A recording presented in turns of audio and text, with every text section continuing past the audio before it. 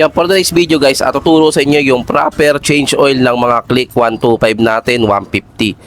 So yan guys, dito sa part na to, tatanggalin natin dapat tong strainer na to. Yan, drain bolt na yan na may strainer kasama sa tatanggalin yan. 17mm socket ang gamit yan.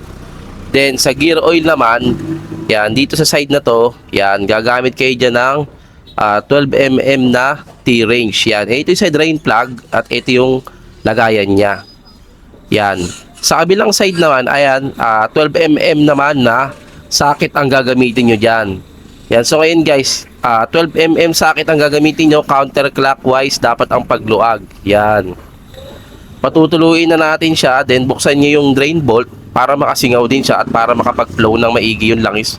Yan. 17mm naman yan dyan guys ang gagamitin nyo para mabuksan nyo no, sa pinaka-strainer ng drain bolt. Dalawa dapat ang bubuksan nyo para laging pulido. Then dito naman sa gear oil, yan, 12mm range ang gamit. Yan, patuluin nyo rin. Then tanggalin nyo rin yun sa may drain bolt nya. Yan, sa oil bolt nya para makasingaw. Then pag ahanginan nyo naman guys, be sure na lagyan nyo ng basahan para walang tumagas na tubig o kung may kalawang man yung compressor na ginagamit nyo.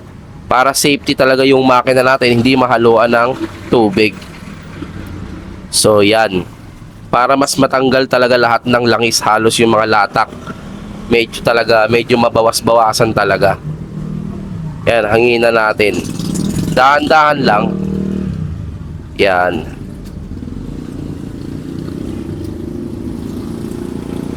Then isara na natin yung pinaka gear oil bolt. Yan, tamang-tamang higpit lang. Yan, gagamitin natin syempre Honda gear oil.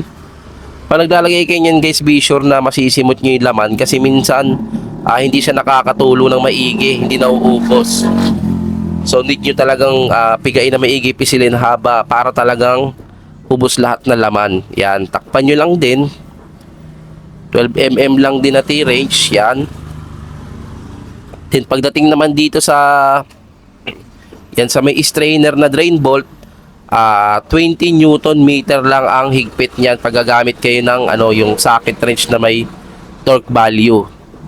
20 Newton meter. Pagdating naman dyan, antay nyo muna, then 24 Newton meter naman dyan. Then yan guys, salina na natin. Syempre, Honda oil, fully synthetic ang gamit natin na pang scooter. 800 ml lang po yan. Sa manual, 800 ml. Then ginamitan ko siya ng Pertua shot para mas maganda yung friction ng makina natin sa langis. Yan. 32 ml lang para sa mga 800 ml na langis na motor. Then takpan na natin ang drain bolt. Ayan ang oil bolt. Siguraduhin lang natin na sakto ang higpit. Then syempre, buksan na natin yung makina para mag-circulate na maigi yung langis sa makina natin. So yan guys, ganun lang kasimple, ganun lang kadali mag-change oil.